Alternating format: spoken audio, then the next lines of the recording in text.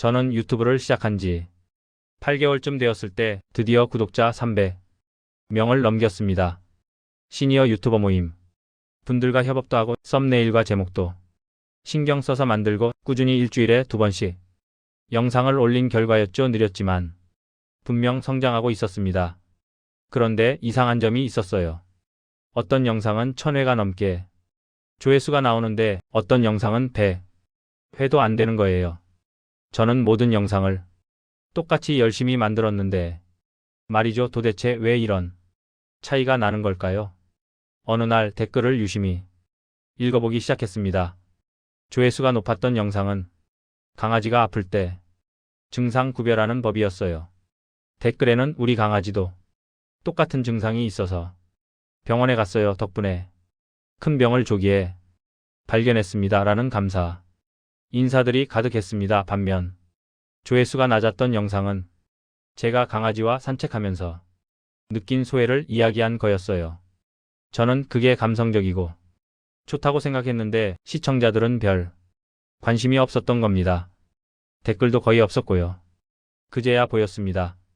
사람들이 원하는 건 제 감성적인 이야기가 아니라 실질적인 도움이 되는 정보였다는 걸요.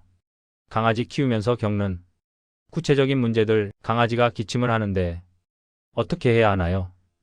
강아지가 밥을 안 먹는데 이유가 뭘까요? 이런 질문들이 댓글에 가득했습니다. 저는 그동안 제가 하고 싶은 이야기만 했어요. 오늘 날씨가 좋아서 산책이 즐거웠다. 우리 강아지가 얼마나 귀여운지. 물론 그것도 의미 있지만 유튜브 시청자들은 당장 자기 문제를 해결할 방법을 원했던 겁니다. 한 댓글이 특히 기억에 남아요.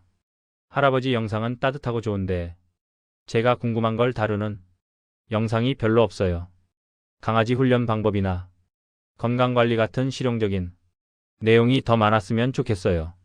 그 말이 맞았습니다. 저는 시청자들이 뭘 원하는지 물어보지도 않고 댓글로 의견을 주셔도 제대로 반영하지 않았어요. 그냥 제 방식대로 제가 좋다고 생각하는 걸 만들었죠. 시청자를 위한 채널이 아니라 저를 위한 채널이었던 겁니다. 그날부터 달라지기로 했어요. 영상 끝부분에 시청자들에게 물어보기 시작했습니다. 다음에 어떤 내용을 다뤄드리면 좋을까요? 강아지 키우면서 가장 궁금한 게 뭔가요? 댓글로 알려주세요. 처음엔 반응이 별로 없었어요.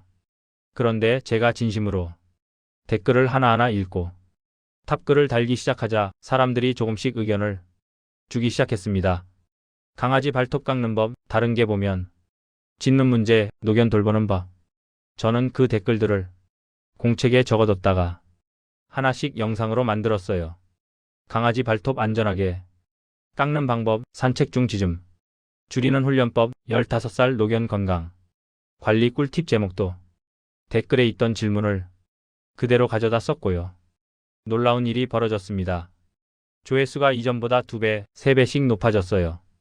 댓글도 훨씬 많아졌고요. 제가 궁금했던 걸 다뤄주셔서 감사합니다. 다음엔 이것도 알려주세요. 더 중요한 건 구독자들이 제 채널을 다른 사람들에게 추천하기 시작했다는 거예요. 우리 친구가 강아지 발톱 깎는 거 무서워하는데 이 영상 보여줬어요. 우리 동네 카페에서 이 채널 이야기 나왔어요. 그제야 깨달았습니다. 시청자의 목소리를 듣고 그들이 원하는 걸 만들어주는 게 바로 성장의 비결이라는 걸요. 유튜브를 시작하고 거의 1년이 다 되어갈 무렵이었어요.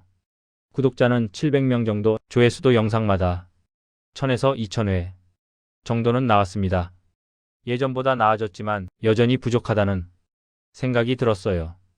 특히 제 영상을 다른 인기 채널과 비교하면 한숨이 나왔습니다. 그 채널들은 편집이 화려하고 자막도 예쁘고 배경음악도 잘 깔려 있었거든요. 반면 제 영상은 편집도 서툴고 가끔 말을 더듬기도 하고 촬영 각도가 이상한 것도 있었죠. 그래서 영상 하나 만드는데 엄청난 시간이 걸렸어요. 촬영을 몇 번씩 다시 하고 편집도 완벽하게 하려고 며칠씩 붙잡고 있었습니다. 말을 조금이라도 실수하면 처음부터 다시 찍었어요. 완벽한 영상을 만들어야 한다는 강박관념이 있었던 거죠. 그러다 보니 영상 올리는 주기가 다시 불규칙해졌어요.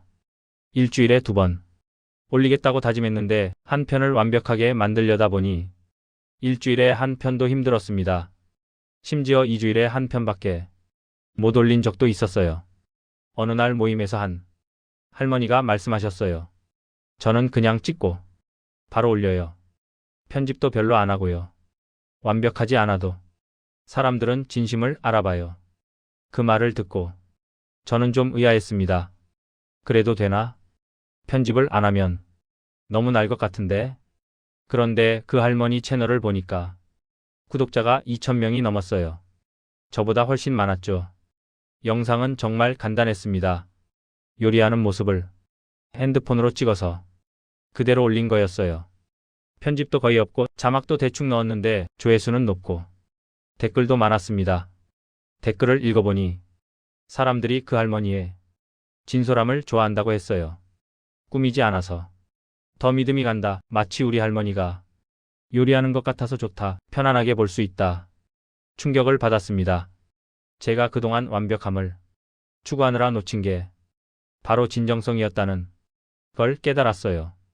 시청자들은 화려한 편집보다 진심 어린 내용을 원했던 겁니다. 실수해도 괜찮고 완벽하지 않아도 괜찮았어요. 다음 영상부터는 마음을 비우기로 했습니다.